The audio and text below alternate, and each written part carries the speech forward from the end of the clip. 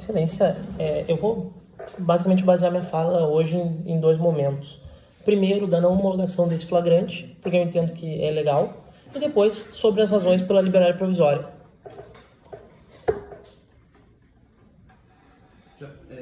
Podemos continuar? Tá.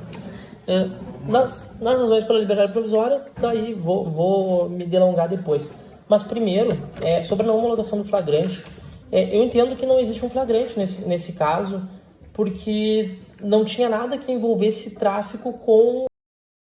Nós tivemos uma prisão que se deu em um mercado. Ele estava dentro de um mercado com sacolas na mão. E aí eu digo assim, essa versão é a versão que ele deu na delegacia e a versão que os policiais também disseram. Os policiais disseram, não, nós prendemos ele dentro do mercado. Ele estava dentro do mercado com sacolas, né, próximo do caixa, enfim, não tinha sacolas. E o que tinha com ele no momento da prisão? Ele tinha uma carteira, dentro da carteira dele tinha o quê?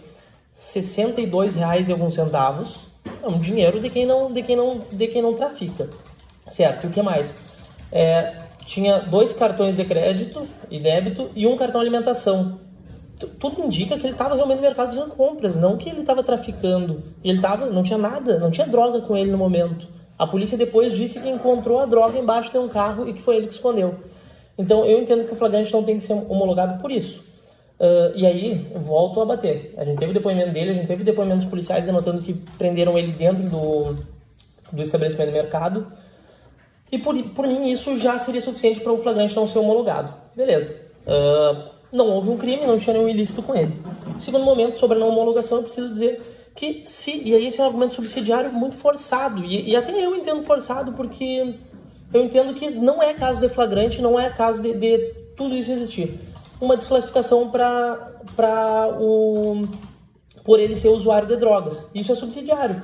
Porque se a gente olhar, eu já digo, a droga não era dele, não estava com ele. A polícia encontrou uma droga, prendeu ele dentro do mercado, dizendo que tinha um mandado de prisão em aberto para ele.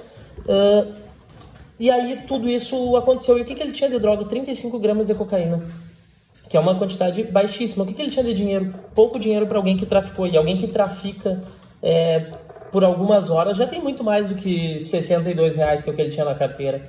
E faltaram os outros itens que evidenciam o tráfico. Claro, só ter a droga em algumas circunstâncias é tráfico, mas nesse caso, 35 gramas não significa o tráfico, e sim que ele é usuário. E aí tu pega o que ele disse agora há pouco. Ele comentou que ele faz uso de maconha e cocaína, que poderia ser utilizado. Mas eu acho esse argumento super forçado. Eu acho que nem isso a gente precisaria, porque a gente não tem razão para esse flagrante ser homologado lá em cima, porque não tinha droga com ele, não tinha ilícito nenhum com ele. Mas se a gente for por esse caminho, a gente tem que ser desclassificado para o artigo 28 da Lei de Drogas. E aí eu preciso discutir, lembrar aqui o manual sobre tomada de decisão na audiência de custódia, que foi feito pelo CNJ, em parceria com o DEPEN e com o Escritório das Nações Unidas do Combate ao Uso de Drogas. E aí eles disseram assim que o 302, que é da prisão em flagrante, diz que a prisão em flagrante tem que acontecer quando tem uma infração penal. E a gente não tem uma infração penal. Se a gente tem algum usuário de drogas com drogas para o seu uso, a gente tem o 28 da Lei de Drogas. Ou seja, a gente tem uma infração de menor potencial ofensivo. Tendo uma infração de menor potencial ofensivo, a solução seria fazer um termo circunstanciado de ocorrência e está resolvido. Está resolvido não. Isso ia se proceder no GCRIM. Mas enfim, se resolveria dessa forma. Não é caso de uma audiência de custódia, não é caso de prisão, o artigo 28. É caso de termo circunstanciado porque é uma infração de menor potencial ofensivo. Menor potencial ofensivo, exatamente.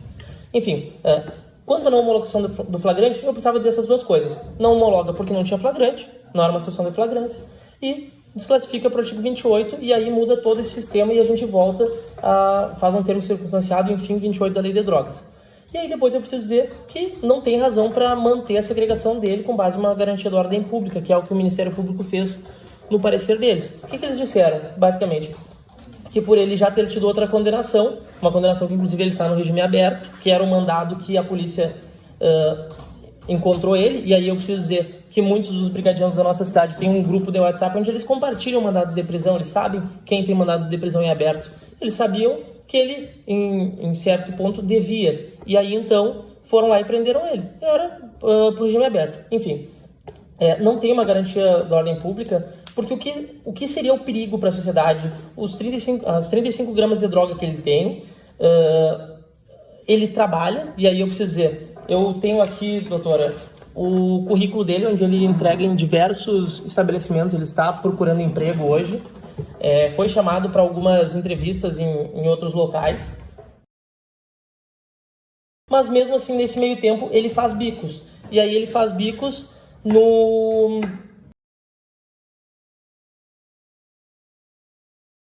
Sábado ele trabalhou com ele. Olha só, ele foi preso na terça-feira e no sábado ele fez um bico trabalhando para essa pessoa.